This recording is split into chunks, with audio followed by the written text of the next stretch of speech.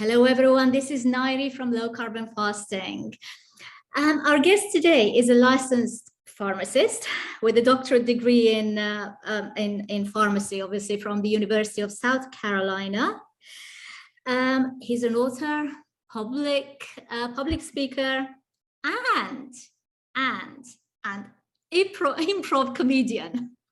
That's right. And today we're going to talk about how the rules of improv comedy can be applied to our current rather robotic healthcare system to make our healthcare environment more empathetic, better functioning, and healthier, which sounds quite ironic. But I'm looking forward to our discussion today. Corey Jenks, Dr. Corey Jenks, welcome to Low Carb and Fasting.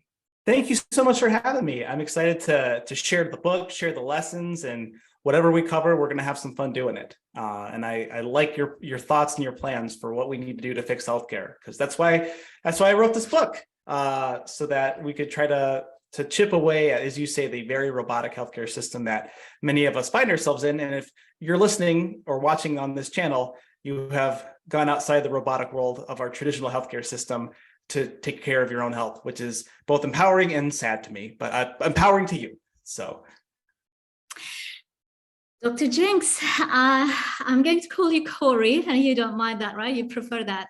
Yeah, I keep it casual. I don't like to confuse my patients. The clinic I work with has MDs, nurse practitioners with doctorates, and I respect the work that those professions have put in to earn their doctorate. And while I technically have a doctorate, kind of the whole vibe of this book and kind of what I go for is let's make this less formal and more comfortable. So if you want to call me Corey, if my patients call me Corey, when I have students, they introduce themselves, Dr. Jenks, I was like, okay, that's the last time you need to say that. But that's just my personal opinion. You'll find pharmacists that insist on being called doctor, and I understand that too. Okay, Corey, when I've been an educator up until last year for 30 years, and sometime during my teaching, I decided to found or establish a translation company. Which is still thriving and going, and no one questioned it because, hey, my background is in linguistics and translation company, it makes sense. A few years ago, when I started researching and studying nutrition, everyone went, oh, that's a step too far. Nutrition, what's that got to do with linguistics? What's the link? And I actually had a whole page full of answers and explanations that I would just repeat over and over again to people to link the two together and answer the questions of why. Now you have done that regarding the link between healthcare and improv comedy in a whole book, chapter by chapter. You explain how these two domains are linked or can be linked to improve our healthcare system. We're going to discuss, I've got some sort of questions already prepared for, we're going to discuss your book. But very briefly, can you tell us how these two are linked? Okay. Well, yeah, I made it much more difficult on myself, and not just having a one page. I had to write a whole book. But yeah, these very, very similar things are linked because improv comedy, for those who've never watched it, is a form of theater where everything's made up on the spot. Someone will get on stage, you get a suggestion, characters, plot, all made up. And the goal, of course, is to make people laugh. My joke is that it's always improvised. Sometimes it's comedy. Sometimes you don't make people laugh. But there's a lot of rules and skills that actually go into doing things off the cuff. So a lot of the skills of improv to make you successful involve listening, staying in the moment, communication, teamwork, identifying the why of the person in front of you, your own why, and in service of the audience, in service of getting a laugh. So you put your ego aside to take care of that audience that has paid and spent their time and money to come see you. Now, healthcare, in a perfect world, would involve a team-based approach where you have doctors, pharmacists, nutritionists, nurses working together with the patient at the center. You'd have great communication. You'd have great teamwork. When you went to see your provider, they listen to you and be in the moment instead of having a pre-chambered thought. So that's how these two are linked. They're both team sports, and they both require the same important skills to be successful. Unfortunately, I don't see as much success of that in healthcare as I do on the improv stage. And so that's what I've been doing, is taking these skills into my practice for the last 10 years of comedy into my pharmacy practice to connect with patients, to figure out their why, to figure out their most important thing. And far be it for me to fix our entire healthcare system. That's a whole nother book that would be like way thicker than this. But how can we improve that patient experience in front of us? So I hope that's my verbal one page of how these two are linked together. You did say to make the audience laugh, but I think it goes beyond that. To actually, it's the focus is to engage the audience, and that applies to healthcare. To engage your patients and to listen to them. Tell us more about that, because you talk about that over and over again, about how you can spend the little time that you have with your patients, but listening to them and talking less, and then forming your advice based on what they've just opened up to you. Tell us more about how that works in the real world. It's sad to say, like, it can really be as simple as just listening. And that's, my wife is a nurse practitioner. She's improv trained, and we will never claim that we're the best pharmacist or nurse practitioner. But the one piece of feedback we always get from patients is not always. We'll often hear, "You're the first person who's listened to me." And that's both heartening for our skills, like our approach, but it's very sad to think that someone's been in the healthcare system for 30, 40, 50 years. It's never been listened to. So when you mention engagement, yeah, you want that audience to care when you're doing a show, but you also have to get the patient to care, because my training, I have 6 years of school, a year of residency, 11 years of pharmacy practice experience. On paper, I have a lot of knowledge. I have a doctorate, I have board certifications. The patient doesn't care about that. The patient cares about fixing their problem in the moment right there. The patient cares as if you're listening to them. And so my approach is, I have to take what's in my head, verbalize it, and make them care about it here. And I'm pointing at my heart for those of you listening. You have, like, when I say patient engagement, you have to get the buy-in from them, because we could prescribe the quote perfect medicine or the quote perfect regimen, but if the patient isn't bought in, or perfect diet, this is a diet. I'm sorry, I have to know my audience, a diet heavy podcast. You could prescribe the perfect low carb or fasting approach, but if the patient doesn't care, if they don't trust you, they're not going to do it. And you've just wasted all that time. And so I would say my approach is a little bit untraditional. Like, I really listen, I really hone in on, like, what do they care about? And let's fix the thing that they care about today in this moment. So they are engaged in their health. And I talk about that a lot in the book. Can you give us some examples? Because you have some sort of very relatable examples of how patients have opened up to you and you've listened, and then you got, this is what's wrong in this patient's sort of world or life. Yeah, so I think this is one from the book. It's been so long since I wrote it, but I had a patient that was taking a medicine for diabetes. It's called metformin. Many of you may have heard of it. He was complaining that it was causing insomnia, and he said he's been on this drug for a decade, and it was causing insomnia. And I've looked up, down, all around, and I've never seen any indication that this medicine would cause insomnia. And so I was in a job where I was floating around, so I was just like the fill-in guy for the day or for the month. And he says, like, no one's ever listened to me. They say that I keep saying this metformin's causing my insomnia. And it's like, okay, I listened. And my pharmacist brain wanted to be like, well, they're right, because it doesn't cause insomnia, because it's never caused it. It's not in any of the studies. But the part of me that says, all right, we don't have to always follow the rule book, listened to him and said, okay, imagine I had been telling someone about a problem for a decade and no one had heeded it, I'd be pretty upset. And this is a guy who wasn't checking his blood sugars. His A1C was very elevated. Nothing was controlled. And so I said, okay, let's stop it for 2 weeks. He's like, what? I'm like, yeah, we'll stop it for 2 weeks, but I need you to start checking your sugars. Like, I'm gonna make you a deal. We'll stop this, see how your sleep does, but you guys show me your sugars, and we'll call it in 2 weeks. And he's like, oh, okay, fine. He was a pretty rough dude. A day later, he calls me back. My sugars are high. My sugars are high. I was like, good. Like, I'm not happy that your sugars are high, but this guy was actually checking his blood sugar for the first time in months. So I got him engaged. I got him to trust me. And so we were able to work together to work towards a solution. And did the metformin cause the insomnia? No, it did not. But whether it took 2 weeks to figure it out or another 10 years, like, I'd rather do the 2 weeks and do a trial off it to figure that out. So this was someone who was disengaged with our entire healthcare system, who got back in because I was willing to not go by the book, willing to listen and figure out his why. His why was, this med is causing me this problem. I want to figure out if it really is the problem. So we did. I think from that experience, he probably learned that it was his blood sugars and the elevated blood sugars and probably the highs and the lows all day long were what was causing his insomnia. Because I get that. I used to get that. I used to get that on my in my carb eating days. Yeah, you ride the roller coaster, so you never feel good. You never feel relaxed. You're never able to get in that sleep state. So, and this is just one example of how just listening, like no one had like, and this is a guy who, like I said, a decade of doing this, and no one had even thought to think like, we can take you off this for 2 weeks and see. We just tell them no and tell them that, you know, we point our finger as the elevated figure in that relationship, and then they just feel unlistened to and they don't care. And then we wonder why they don't care.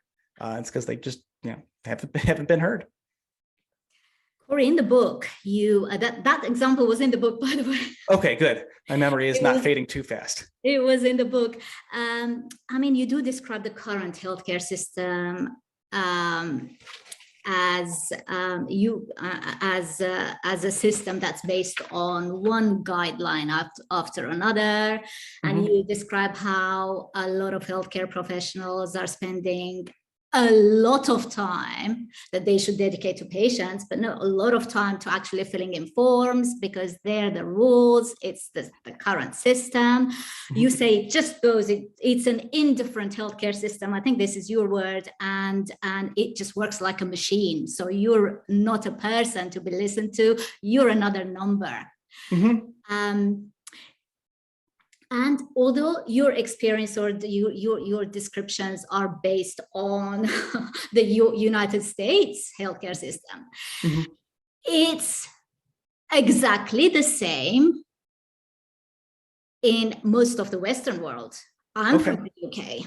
It's very different in the UK. You have 7 to 10 minutes with your primary care doctor, for example, and they want to rush you out. You know, they don't have the time to sit down and talk about lifestyle interventions. I mean, maximum time you have is 10 minutes with them. Barely enough time. So how do we fix this?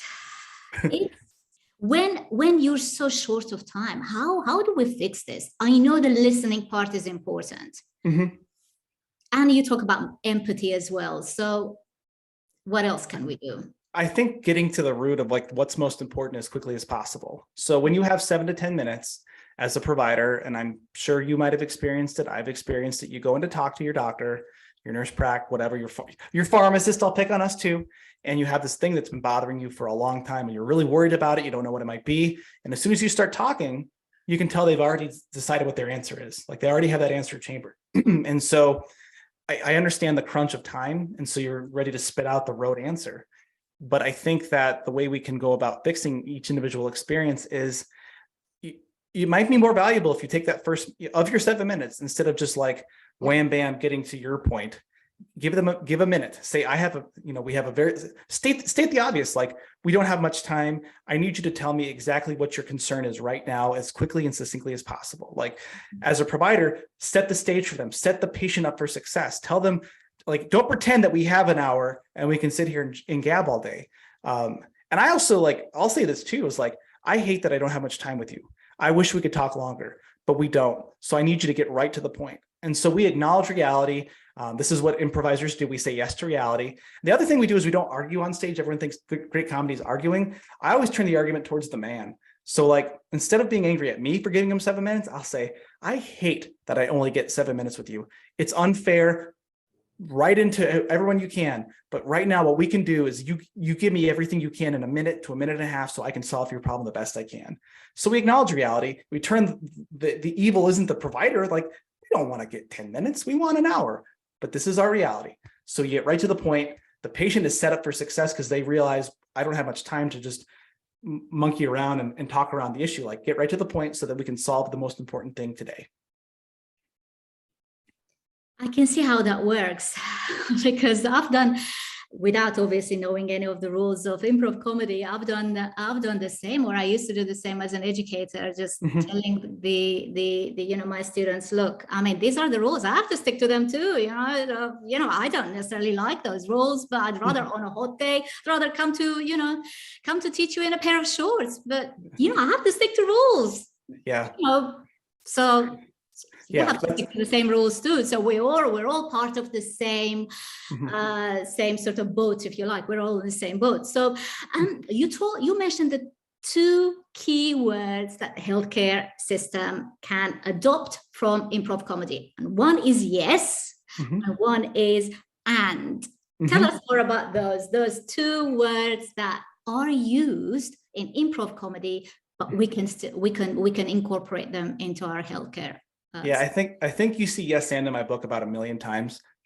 If I was paid by the yes and, I would have quit my day job long ago. But so yes and is the basic backbone of improv comedy. It is the ruling, overarching force of what everything is done on stage. So what does yes and mean? Yes and literally means that whatever is said to us on stage, we say yes to. We agree to what happens. So if I was doing an improv scene with you and you said we're on the moon, and I said no, we're not on the moon, we're in a bounce house. Well, I've totally negated your reality. We had to justify why we thought that you were on the moon, and we totally stopped the whole scene from happening. So, and this happens when you think you have a better idea. So you're like, I'm just going to say no. And that doesn't work well. That's not good teamwork. Yes, and means we listen and agree. So whatever happens, we're on the moon. Yes, and so and means we build upon that. So I would say yes, and we only have 30 seconds of oxygen left. Now, for those listening, we have more than 30 seconds of oxygen left. We are okay. This was purely for example. We have plenty of air to breathe. But when we say yes, now literally as a pharmacist, I can't say yes to every Percocet prescription. I can't give away narcotics for free. I would be yes, and here's my license. I can't do that. But sometimes saying yes means agreeing to listen to that. Okay, yes, it sounds like you're really frustrated with your pain control, and I want to help you in these ways that I can. So when we say and, we build upon whatever is agreed upon and kind of build up together as a group, as a team, as an organization.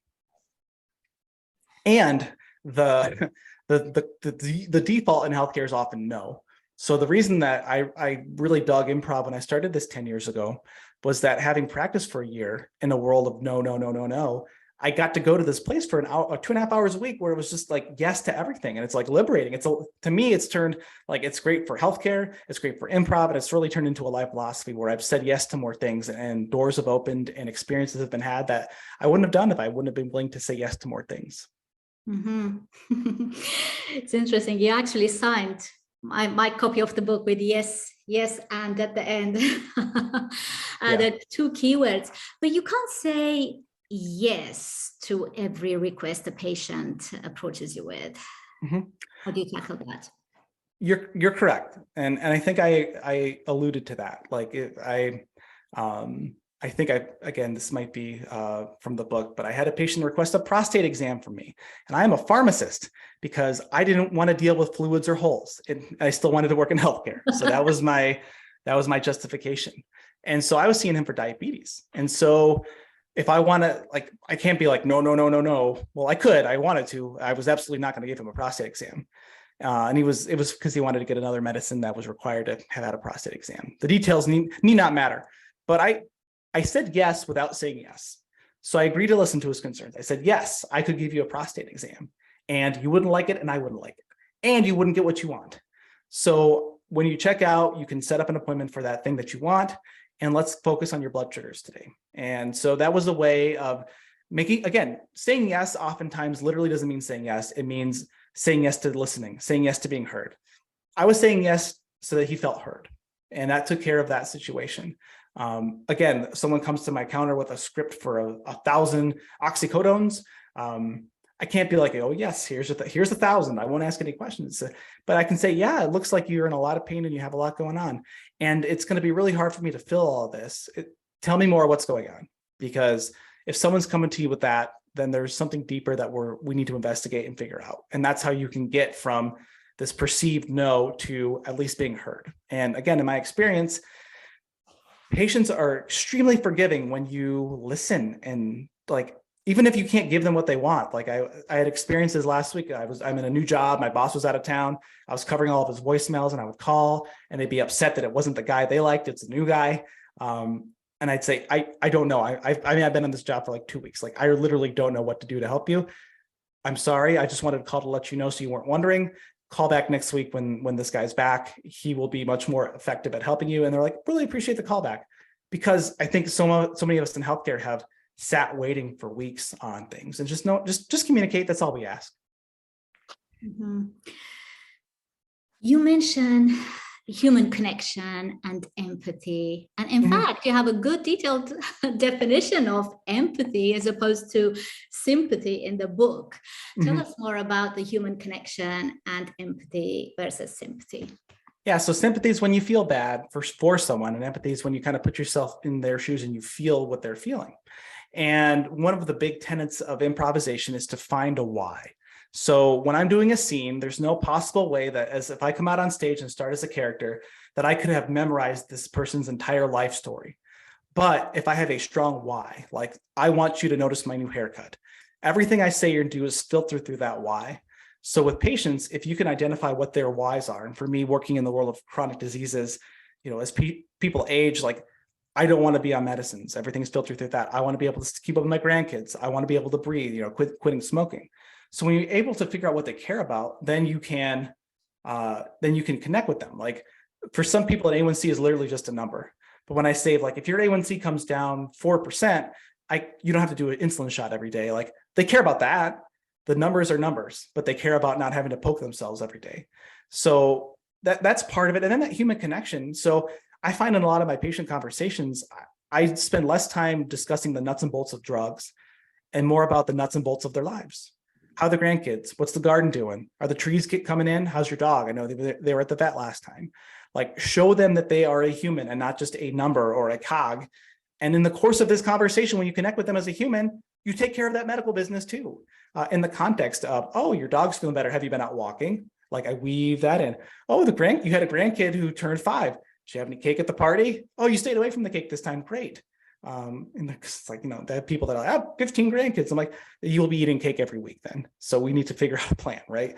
So we connect with them on a human level instead of worrying about, listen, I don't want people to get the idea, like, I don't worry about the clinical part of it. I do, but I can't fix the clinical part if they don't care about the human part, and I can't connect on the human part. That's brilliant. You talk about 6 key elements that should be incorporated into our healthcare system to make it a better environment. You talk about the listening, which we already talked about, communication, which we talked about.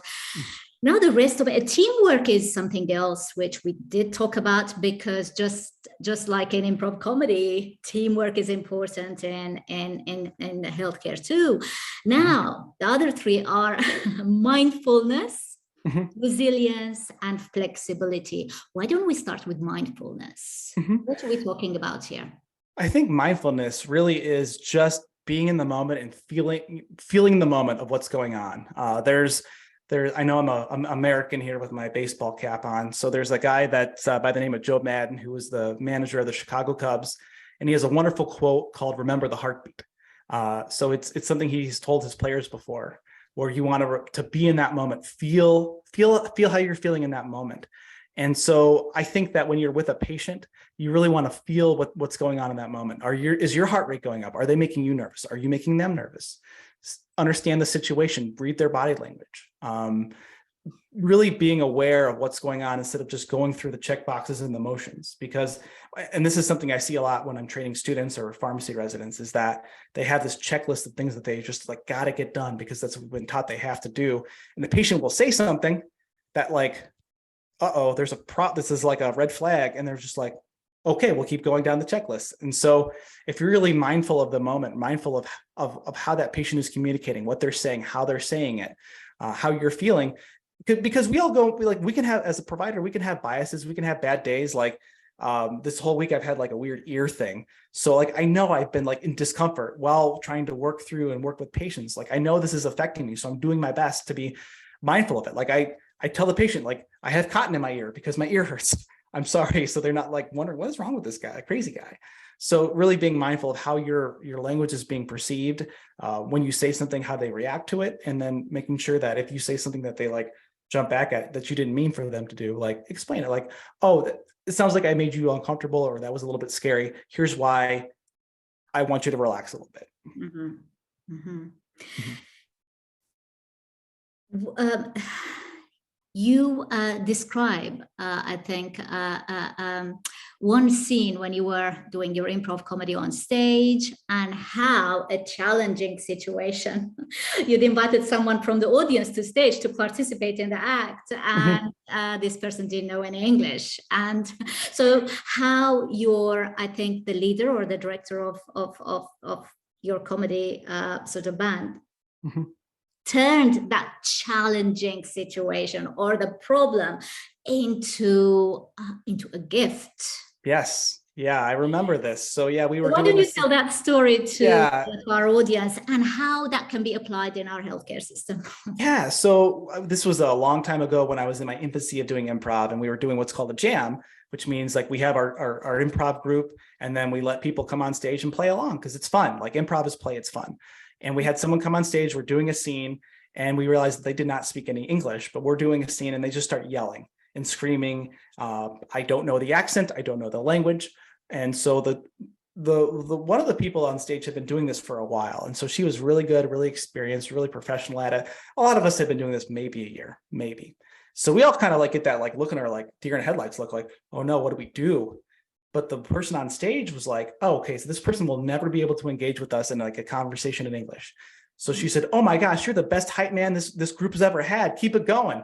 So she took what the person on stage that was doing and just was like, do more of that. Yeah, like keep going. And so she did. And so it became a really fun scene instead of like a really awkward scene. So this is where a challenge can turn into an opportunity for, we call it gifts. Like improv, there are no mistakes. There's no scripts. Everything that happens has to be treated as a sacred gift. So this was, to a skilled improviser, a sacred gift to make a funnier scene. And so we did that. Now, healthcare, of course, literal medical errors happen. I don't want to but minimize that. But if we can take any bad thing that happens and turn it into a learning opportunity, fix the process, connect with the patient more, kind of look at ourselves and our own approaches, then we can learn to be more resilient. And I think that we mentioned that word resilience. Like, how do we build resilience? Like, there's studies that show that when you play, you build resilience. So improv is all play. And I've noticed as I've gone through my career, like the weird stuff just doesn't bother me as much anymore. Like you've built those like neuronal connections where you're used to the unknown happening. Like improv is all unknown. Healthcare, like honestly, is all chaos too. So when you see these things happening on an improv stage or in healthcare, you have a choice. Like it really comes down to the choice.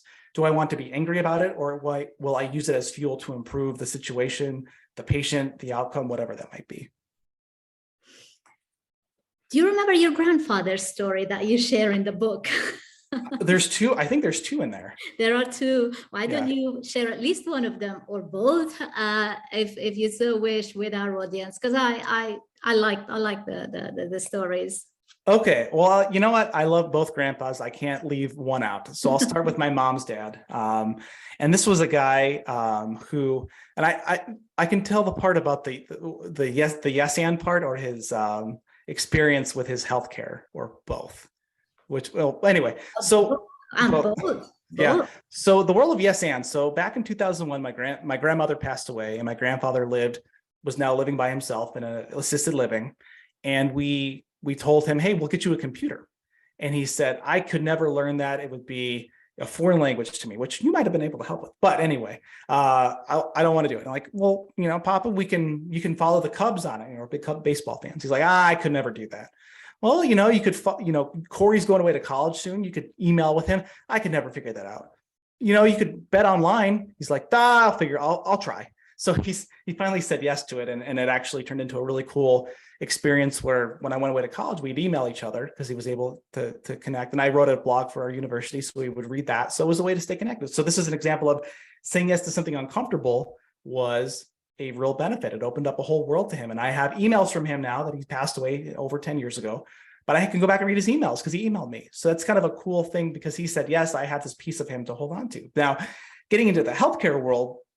So he was a veteran of the Second World War, had experienced significant combat, had PTSD, and he refused to come to our veteran in America, it's the VA for healthcare, for 60 years. Like this guy was like, I'm fine. I'm like, you're probably, no, you can't move. He like was in a truck that hit a mine, like his neck was messed up. He had severe PTSD. And a little background to this. So spiritually, half my family is Jewish. That was the Jewish side. And so he went to see a psychiatrist or a psychologist, I can't remember who. And he said, I'm struggling with these nightmares, these dreams. And the man said, you need to find Jesus. And he's like, I'm Jewish. And he's like, yeah, you need to find God. And he's like, I don't like what God would have allowed this to happen. Like he was one of the first soldiers into one of the concentration camps. So to like see what was done to essentially our people. Like he left there, his best friend was killed. Like he left there with zero interest in a higher power. And I will put the empathy shoes on. I'm not going to like play my hand of what I believe in. And whatever people believe in, I respect that. I when I say I don't care, like I don't care what you believe in, like literally like whatever you are into, it's cool. But he was not looking for a higher power. And this is an example of not being listened to. So his trust in the healthcare system plummeted because he went for help, and the person that was trying to help him didn't acknowledge the reality that this mode of improvement for his symptoms would not work. So a poor example of listening with him. And then my other grandfather on my dad's side. So back in 1984, he needed a 4-vessel heart bypass, open heart surgery, back in the stone ages of heart surgery. So he had the procedure done, and on this table, he was like, he needed to be shocked back to life. Like it was a very, very hairy situation. His name was Harry too. So it's a pun, I guess, but he survived. And my dad tells the story because at the hospital, grandpa's recovering, dad's in the hospital walking around, and he gets into the elevator with the surgeon who did the surgery, the guy that literally saved grandpa's life, my dad's life. And this is before HIPAA laws. He's like, you're Harry's son, right? And my dad's like, yeah. I mean, he's alive. He's like, and the surgeon looked right at him and said, I didn't think he'd make it, and walked right off the elevator. And my dad was, pardon the language, pretty pissed. Even like to this day, he gets upset about it. And so fast forward, 2021, 37 years later, grandpa never went back to the hospital. Like he ran, for a guy with 4-vessel cabbage, he did pretty good for 37 more years. So keep this in mind. My dad was pissed about this guy that gave us 37 more years of grandpa. Like that's pretty bad experience. But in 2021, 92-year-olds, like he got sick. They don't bounce back real good when you're 92. And so he ended up going to hospice. But my dad is very happy with this experience because the nurses were great. The doctors were great. He was super cared for, a lot of empathy. And I mean, when you go to hospice, you don't leave alive. Like he died. And so the outcome was death. But my dad was like super grateful. Like we made a lot of donations to this particular hospice that he was at. And we speak more fondly of when he died than when he lived. And so this really highlights to me, like what we control. So too often we do not control the outcomes of our health, of an intervention. Oftentimes we can, but a lot is beyond our control. But the things we control are the experience that those patients have, the experience that those family members have. And the what we talked about with my grandfather, my dad's dad, is a perfect example of, yes, you want the outcome, but it was such a bad experience that we we enjoyed the one where he didn't live. Like we didn't enjoy the fact that he passed away, but he had also said like 90's enough. So like he was at peace. So I'm not like he was at peace at that point in life. And we got a lot of great years with him. I was super lucky to have him till I was 34 years old. So it comes down to providing that great experience, to not treating those people like cogs in the machine. As much as the machine makes you as a provider feel like a cog, like if you can buck that trend, you're going to create these memorable experiences. You're going to create patients for life. You're going to create employees for life because they're going to want to work in that culture. A doctor who saved your grandpa's life probably only had about 40 seconds in the elevator with your dad, who would have been full of worry and concern at that particular moment in time, and all he had to say was, we didn't think he'd make it. Very unconstructive, actually not even a positive statement to say. He would have been better off saying nothing. Yeah, if he'd have just kept his mouth shut, or my dad says thanks, he says you're welcome, and just walked out the elevator. Saying less would have been better than what he said. So yeah. You talk about honesty as well. Now, honesty as in your healthcare professional telling you honestly what they can do for you. And if they can't do something, then, them being honest to tell you, in this case, I cannot help you, but perhaps I can refer you to whoever. So do you do that in your pharmacy work? Absolutely. And it happens a lot because in my clinic, I have a unique job as a pharmacist where I do get to prescribe certain medicines for certain classes of diseases like diabetes, et cetera. And someone will come in with like something that's just well beyond the scope of my training. And rather than guess on something I don't know, which could be dangerous, I just have to say, I'll tell them, I don't know. I'm not trained enough in that to interpret that value, to interpret that lab, that diagnostic, that X-ray. Like, again, it's sort of like that price exam. Like, I could do it, but you'll be very unsatisfied with whatever I tell you because it will be a guess, and that you just, and I'll say, you deserve more than that, and I don't want to provide a subpar level of service to you. So let me find the person or team that would be the best for that. And again, patients, like as much as they want to have X, Y, or Z done, they do seem to appreciate when I'm straight with them. Like I don't know, or like this, just the words I don't know. Maybe it is something I have to look up, but I'll just say I don't know. I've never heard that question before. I've never had this scenario before. Rather than just jumping to a conclusion and jumping to a plan, we can wait. And let's get some more data. And I work in primary care, so it's not like an ER where it's like, we don't have time. We have to start, pumping on chest, right? So I just know that that's an environment that I thrive more in. You can have a little bit more play and leeway to be honest, say, I don't know, I will find out or find the person to help you. Yeah, I can relate to that. Even when you don't know something, you're being honest about it. I think, the other party will appreciate it more. I think it also builds trust. They will trust you more, even though you've just admitted to not knowing something that they thought you would. I used to have a diabetes, so endocrinologist, as you call them, but we call them diabetes consultant, who used to be so vehemently against low carb diet for diabetics, but particularly for me, for type 1 diabetic, that she used to tell me a series of like facts, but which were untruths basically to scare me off. So I wouldn't do low carb. And one of the things she said to me was, if you're going to have another baby, you must be eating carbs to conceive. There's just absolutely no truth behind it. But and that broke my trust. I did not trust her. I stopped trusting her. And in fact, I stopped revealing to her what I was doing. I did it all alone. I do extended fast as well as a type 1 diabetic. I figured it out all by myself. But my current diabetes consultant is not dismissive. And in fact, just tells me, look, how are you doing? How are you dosing for protein? It's like, because they're not trained to have a formula for dosing, sort of matching insulin to carbs, which of course doesn't work. More often than not, it doesn't work. But there is no sort of guideline that they can follow for diabetics who have a protein-heavy diet. And he doesn't know what to recommend. He just asks me, so I don't know. How are you doing it? He asks me questions. He tells me I don't know this. And I trust him so much more than I've trusted anyone else prior to him. So I respect the fact that he doesn't know. And he wants to learn. He wants to be part of my experience so we can figure things out together. Yeah, that curiosity is often lost in healthcare. It's in our training, it's beaten out of us. There's guidelines and the standard of care. And I'll go back to that baseball coach, the manager, Joe Madden. One of his other quotes is, tell me what you think, not what you've heard. And so much of what we do is based on what we have already, just kind of what the paradigm is. And I respect that provider that you have that's like, I don't know, but you're doing good. So tell me how you're doing good so that I can help others do good and help you do even better. Because, we're all compared, like the guidelines are based on a sick population that does what the general guidance is. And my pushback on that is always like, how's it going? Like, look around. Everyone's obese. Everyone has, you have type 1, but everyone else has, on the road to type 2 diabetes.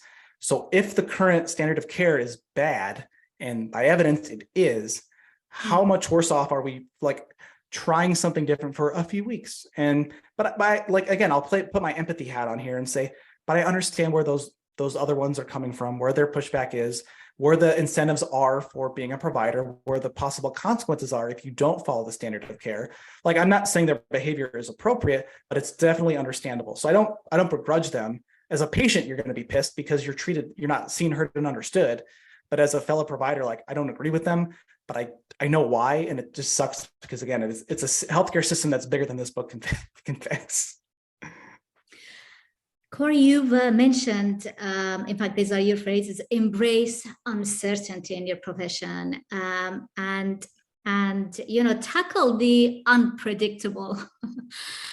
So, to tell us more about those. I mean, you can't always follow the paradigm. Someone will come along and ask you something that you haven't even thought about or experienced before. So always expect the unpredictable and turn it into an opportunity to find out more. Yeah. And I think that I come from a pharmacist brain, like, and I'm still very type A. Like, a lot of us in pharmacy healthcare are type A personalities. Like, we like things how we like them. I like to have this done here, this done here, this done here. We have these processes.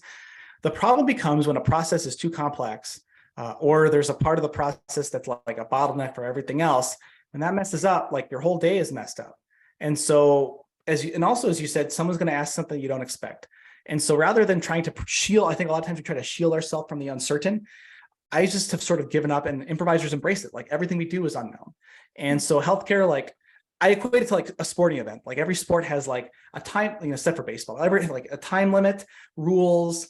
But within that, like, there's no two games are ever the same. So you can still follow the rules, practice the skills, if it's baseball, hitting, pitching, throwing, whatever, but nothing will ever be the same in that game.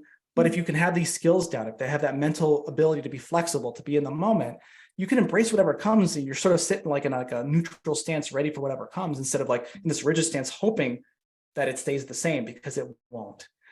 It won't. And so, and then you go to paradigm breaking. Like, again, like, it took me about 5 years after my graduation to like change my thinking on approach to diabetes. But when I read it and you first hear it, you're like, this is a little weird and totally opposite. But then you read more and you're like, well, I was wrong. And you can either just fight it or just say, okay, I was wrong. How can I be more right? And so, and with the understanding that whatever we're doing now will probably be thought wrong in 10 years. And that's why when I tell a patient something, I say, this is my best guess. This is our best guess. This is my best guess of what the side effects will be. This is my best guess of what will happen to your blood sugar. But anything can happen with any medicine. And so I've given up on speaking in certain terms with healthcare, because it's just, you just don't know.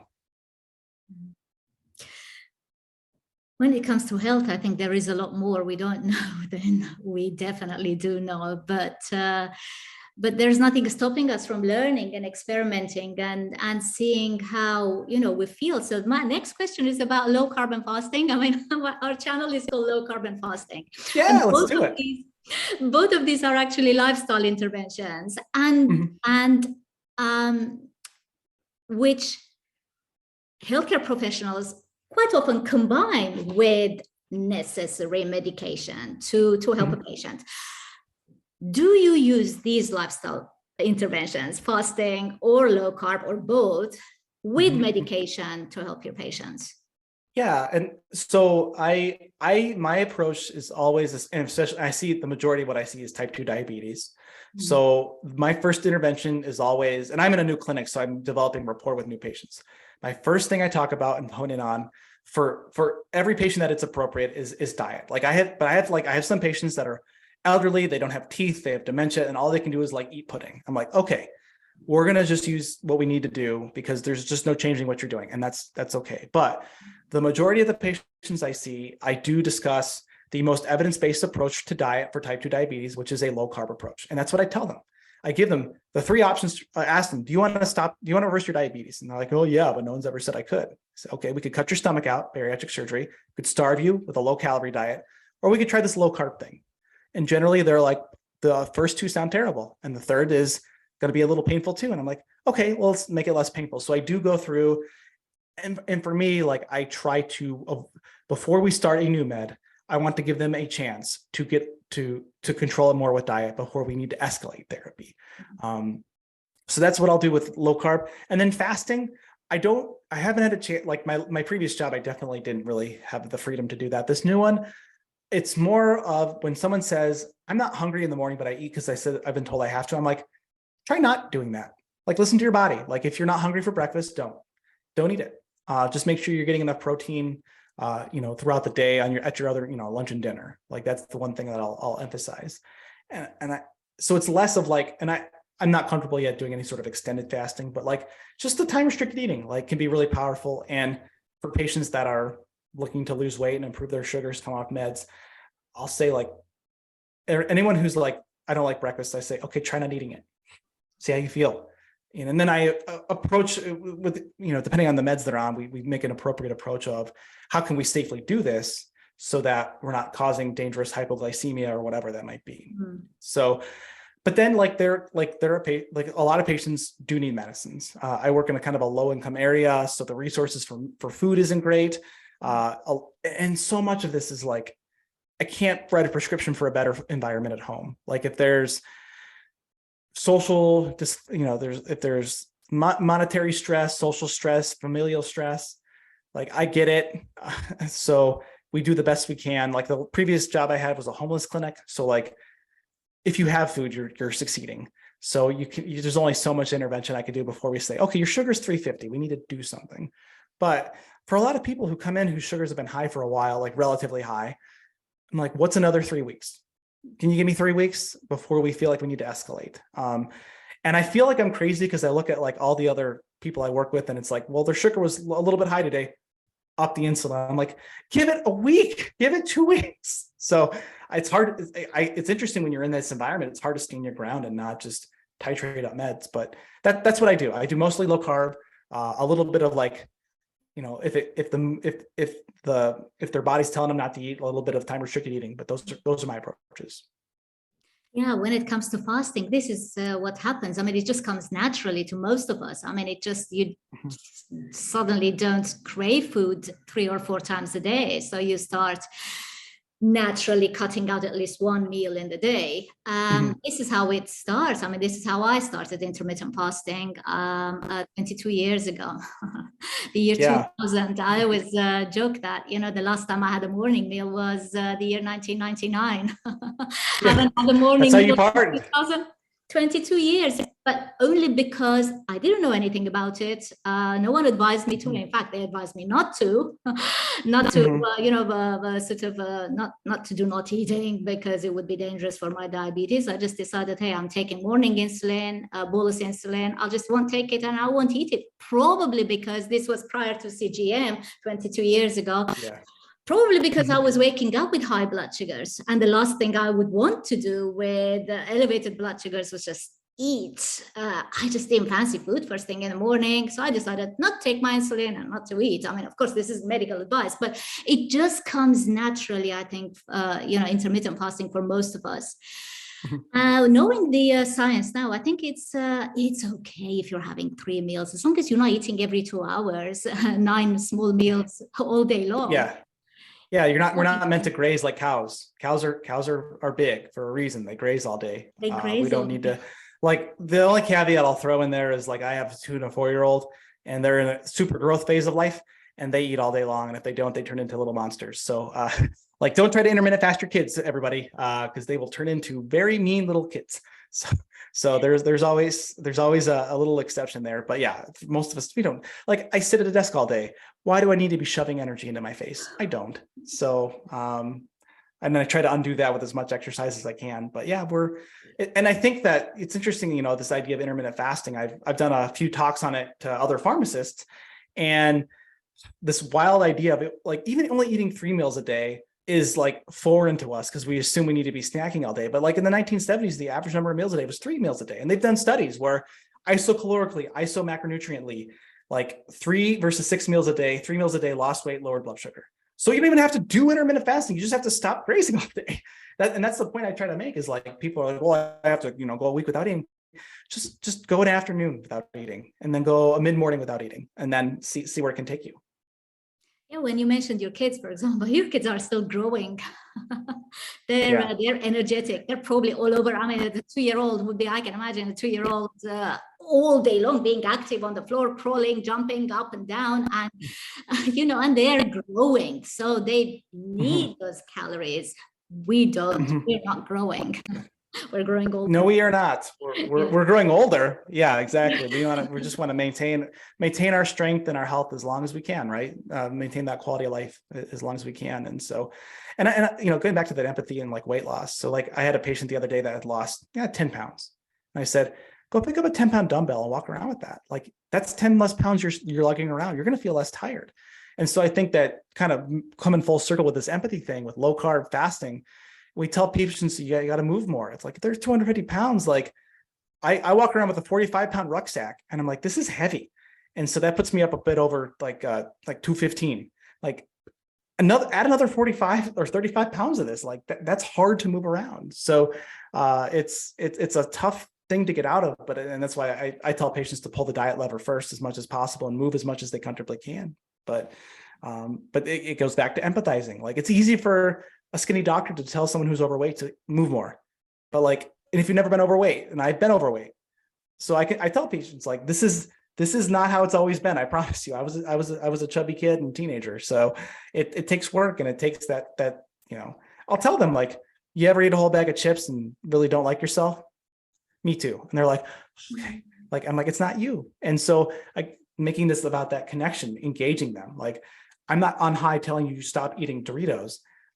And sorry, I'm sure Doritos is not a sponsor of the podcast, but just say like, I've been there too, and they're designing it to make it addicting. So let's get you eating some foods that are going to keep you full, keep your sugars lower, and set you up for success for life. And so that's sort of like that improv mindset of find their why, connect with them, make them feel heard. Because I see a lot of the weight management patients, I see the hurt and the struggle on their face. And the first thing I say is like, it's not your fault. Like it's your responsibility to take care of it. But like, you've been told some bad advice. You're in a tough environment. Our environment's meant to make you fat. So let's work against that now. Dr. Corey Jenks, with that message, we're going to wrap up this podcast. But before I let you go, how can our audience find you, and where can they purchase the book, which is called Permission to Care, Building a Healthcare Culture That Thrives in Chaos? So if you want to buy the book, you can go to this little online bookstore called Amazon. So you can get it there. You can get it at Barnes & Noble as well online. As far as connecting with me, if you go to my website, CoreyJenks.com, and that's CoreyJenks.com, you can find out all about my speaking. You can connect with me. You can find all of the links to my social media. But if you look for me, I love connecting on LinkedIn. That's one of my favorite places on social media because it's one of the least angry places. But you'll find me there. I'm on Facebook, Instagram, Twitter as well. But the website will kind of direct you there. I also have a newsletter that I put out. You can link there from my website called Get Through Your Shift. And it's a thrice weekly newsletter to help. It's for healthcare professionals, but I think anyone can use the advice. Short email to help get you through your shift, because I wrote this book and darn it, I love writing. So I just kept writing. So I have these little, instead of writing a whole book, I'm giving you like 3 minutes of reading 3 times a week. So a lot of ways to connect. I love hearing from people who've heard me and have questions or comments, or even if you're angry, I'll listen to you. So. Corey, thank you so much for accepting my invitation. It was a great discussion, and I can't wait to release this video and see the feedback from my audience. Great. Well, thank you so much. This was a pleasure and super fun. And if there's anything we didn't cover, you can invite me back anytime you want. So thank you. Thank you again, Corey. You have a good day. You too.